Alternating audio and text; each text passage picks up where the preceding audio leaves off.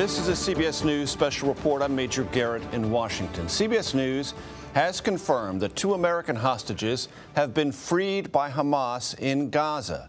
The American captives, a mother and her teenage daughter, were taken prisoner almost 2 weeks ago during the early hours of the Hamas attack on October 7th. They are currently with the International Committee of the Red Cross. They are believed to be among more than 200 hostages that are being held in Gaza. According to the Israeli Defense Forces, more than 20 of the hostages are children.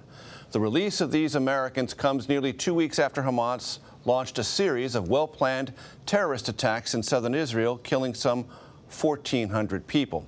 Face the Nation moderator and our chief foreign affairs correspondent, Margaret Brennan, joins me at the table now. Margaret, the information is fragmentary. In any hostage situation, there are sensitivities involved. What do we know? This is major, and this is one of the most sensitive parts of the very delicate diplomacy the U.S. has been conducting here. We do know, and CBS has confirmed with multiple diplomatic sources, that a mother and her daughter, 2 hostages held by Hamas, who were dual citizens, Israeli citizens and U.S. citizens, were freed. This is described to me as a very small victory, but a victory so far in this very intense diplomatic push. The United States has been working with the government of Qatar, a country that is the host to U.S. Central Command, but also is the host to the political offices of Hamas, a country that talks to both sides. And so you have the Emirate talking to Hamas, urging them, and this has ultimately resulted in this small victory today. The hope is, of course, that there are more humanitarian releases to come.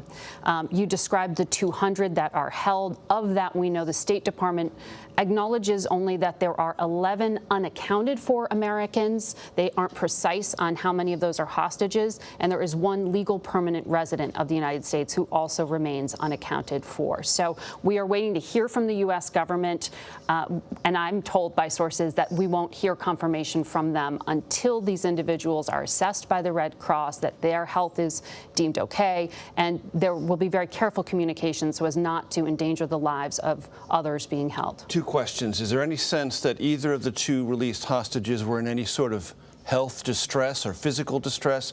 And is there anything we can read into the larger possibilities this early small victory might suggest? We just don't know about the health status of these 2 individuals, the mother and the daughter.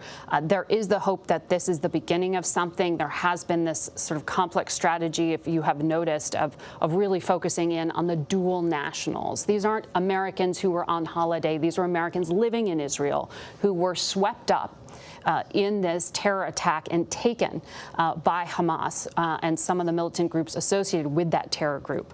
So that's what we know, and there have been a number of people outside of government working to help them, working both sides of that dual nationality, in other words, talking to the Israeli government and talking to the American government. Here on our soil, it is the FBI who typically handles hostages, but because of the complex nature of this, the State Department and their special presidential envoy for hostages have been very front and center in this effort. You have at the U.S. Embassy in Tel Aviv American officials from the State Department working on this hard, right alongside their Israeli counterparts, in addition to military advisors. So this has really been a big push. As you well know, Margaret, this is a multifaceted story. You have the potentiality of a ground invasion of Gaza by the Israeli Defense Forces. You also have continued stress suffered by Palestinian civilians in Gaza and increased efforts to provide some humanitarian assistance through the Rafah Gate, which borders Egypt. What about those dimensions, and how do they play in or stand independently of these hostage conversations? Well, this is a small victory through the Qataris pressuring Hamas, but it is something. It is one of the first gestures, I think, that we have seen to date from Hamas, showing a willingness to conduct any kind of humanitarian-focused effort to give a nod that they are aware of all the pressure here.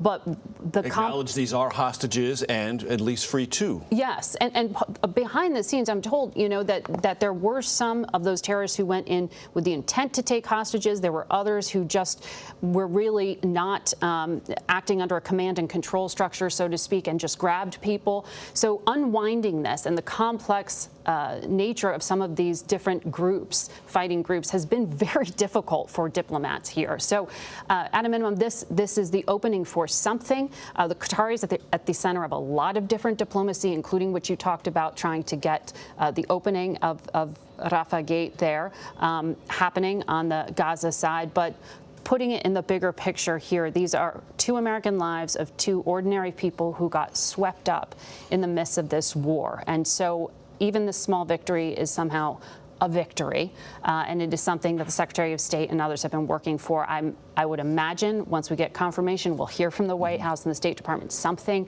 but they're going to be so careful because of the others who are directly in harm's way. And the president has really broken with precedent, emphasizing how important this is for him, talking to the families. Via Zoom last week. That is extremely unusual. Typically, they try to keep the president at arm's length from these hostage stories so as not to up their value in the eyes of those holding them. In this case, the strategic decision was made to do exactly that, to show how important it is to the President of the United States that these people with blue passports, with U.S. citizenship, were prioritized. I've just been told from our producer, Judith and Natalie Raanan are the names of the 2 hostages released, if I have that correct, control room. That is confirmed by the Israeli Defense Forces. Our very great thanks to Margaret Brennan. Our coverage, of course, will continue on CBS News Streaming, your local news, and be sure to watch tonight's CBS Evening News. This has been a CBS News special report. We also, I want to let you know, have a primetime special planning to air tonight on Hamas and Israel, The World on Edge. That will be tonight at 10 p.m. Eastern. This has been a CBS News special report. I'm Major Garrett in Washington.